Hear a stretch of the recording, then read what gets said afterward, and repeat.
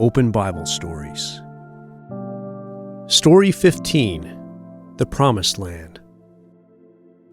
At last, it was time for the Israelites to enter Canaan, the Promised Land. In that land was a city called Jericho.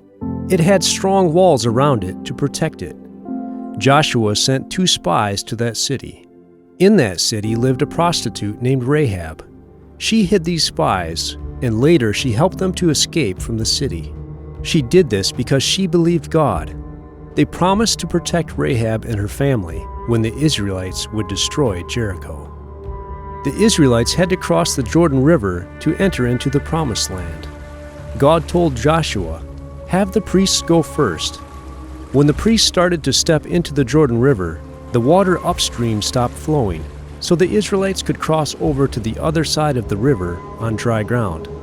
After the people crossed the Jordan River, God told Joshua to get ready to attack the city of Jericho, even though it was very strong. God told the people that their priests and soldiers must march around the city once a day for 6 days. So the priests and the soldiers did this. Then on the 7th day, the Israelites marched around the city 7 more times.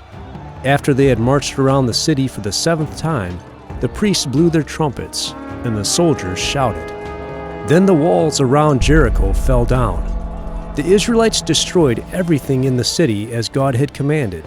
They only spared Raab and her family, who became part of the Israelites. When the other people living in Canaan heard that the Israelites had destroyed Jericho, they were terrified that the Israelites would attack them also. God had commanded the Israelites not to make a peace treaty with any of the people groups in Canaan. But one of the Canaanite people groups, called the Gibeonites, lied to Joshua and said they were from a place far from Canaan. They asked Joshua to make a peace treaty with them. Joshua and the other leaders of the Israelites did not ask God what they should do. Instead, they made a peace treaty with the Gibeonites. 3 days later, the Israelites found out that the Gibeonites really did live in Canaan. They were angry because the Gibeonites had deceived them, but they kept the peace treaty they had made with them because it was a promise before God. Then sometime later, the kings of another people group in Canaan, the Amorites, heard that the Gibeonites had made a peace treaty with the Israelites. So they combined their armies into one large army and attacked Gibeon. The Gibeonites sent a message to Joshua asking for help.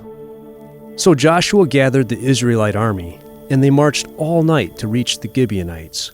In the early morning, they surprised the Amorite armies and attacked them. God fought for Israel that day. He caused the Amorites to be confused, and he sent large hailstones that killed many of the Amorites.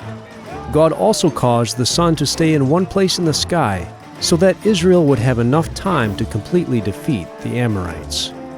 On that day, God won a great victory for Israel. After God defeated those armies, many of the other Canaanite people groups gathered together to attack Israel. Joshua and the Israelites attacked and destroyed them. After these battles, God gave each tribe of Israel its own section of the Promised Land. Then God gave Israel peace along all its borders.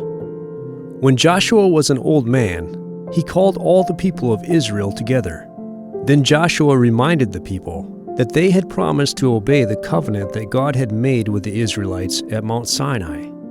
The people promised to be faithful to God and obey His laws.